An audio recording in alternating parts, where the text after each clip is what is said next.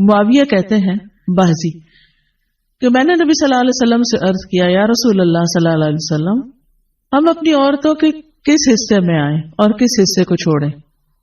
یعنی شوہر بیوی کے تعلق کی بات ہو رہی. یہ بھی ایک بہت آج کے دور کا ہر دور کا مسئلہ ہے لیکن آج کے دور میں اور بھی گمبھیر ہوتا چلا جا رہا ہے بہت سی چیزوں سے ایکسپوز ہونے کی وجہ سے. تو کیا جائز حد ہے اور کیا نہیں ہے فزیکل ریلیشن شپ کے لیے کس حصے کو استعمال کیا جا سکتا ہے کس کو نہیں, یہ سوال. تو اس پر آپ صلی اللہ علیہ وسلم نے فرمایا تمہاری بیوی تمہارا کھیت ہے, تم اپنے کھیت میں جہاں سے چاہو آؤ. جہاں سے چاہو آؤ کا مطلب کیا ہے کہ جہاں سے کلٹیویشن ہو سکتی, یعنی کہ کھیت کے تعلق سے کیا بتایا نساؤکم حرث لکم فأتوا حرثکم انا شئتم. انا شئتم کا مطلب انا جو ہے ظرف زمان و مکان دونوں کے لیے آتا ہے کہ جانے کا کوئی خاص وقت مقرر نہیں کہ یہ دن ہے یا رات ہے, ایسی کوئی پابندی شریعت نے نہیں رکھی.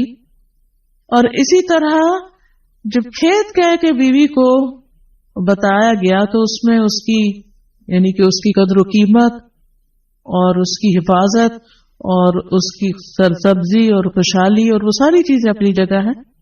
پلس یہ بہت ہی حکمت کی بات ہے کہ کھیت میں کچھ اگ جب ہی سکتا ہے جب اس میں بیج ڈالا جائے. تو اب شوہر بیوی کے ساتھ کیسا تعلق قائم کرے کہ اولاد پیدا ہو سکے. وہ اورل سیکس سے تو نہیں ہو سکتا, وہ اینل سیکس سے بھی نہیں ہو سکتا.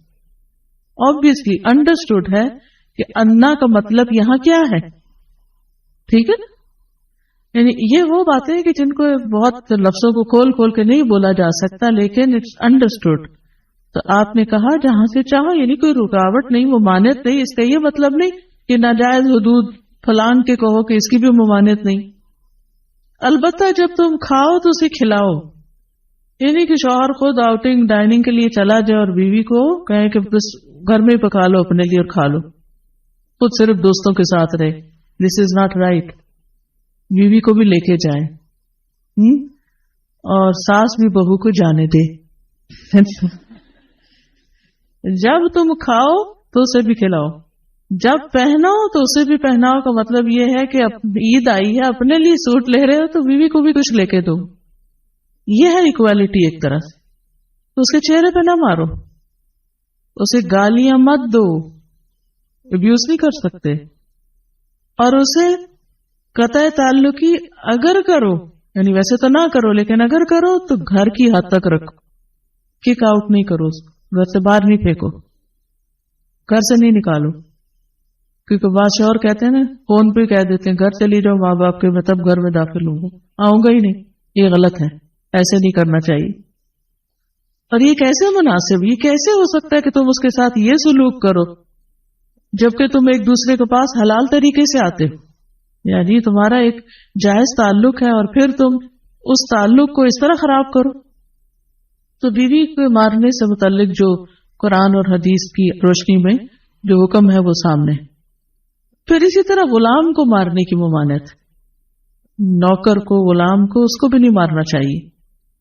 ابو مسعود بدری سے روایت ہے کہ میں اپنے غلام کو کوڑے کے ساتھ مار رہا تھا کہ میں نے اپنے پیچھے سے آواز سنی, اے ابو مسعود جان لو.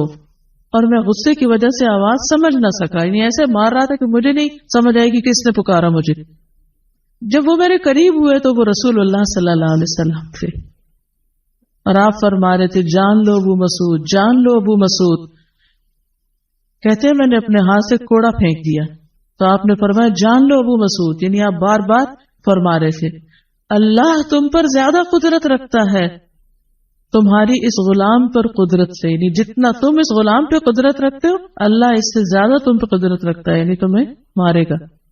کہتے ہیں کہ میں نے عرض کیا اللہ کے رسول صلی اللہ علیہ وسلم میں اس کے بعد کبھی غلام کو نہیں ماروں گا. اور بعض روایت میں آتا ہے کہ انہوں نے آزاد کر دیا.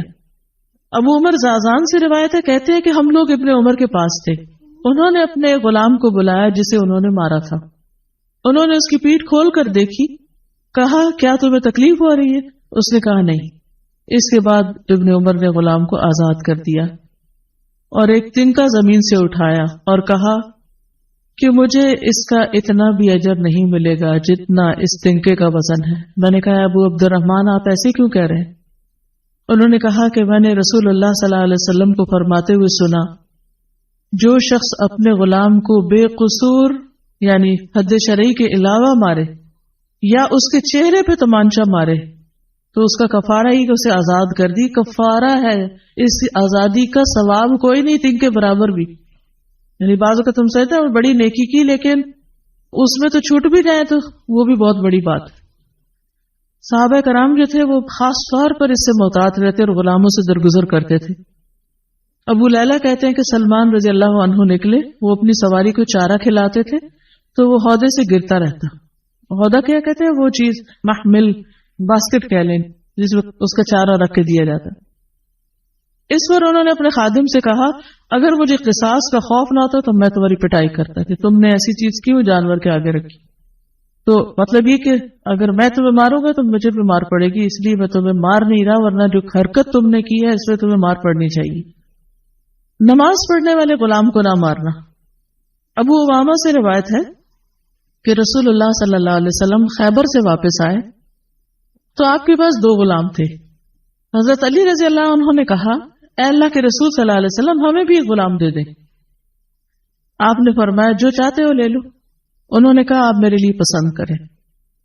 اس سے انداز ہوتا ہے نا کہ ریلیشن شپ داماد اور سسر کا کیسا۔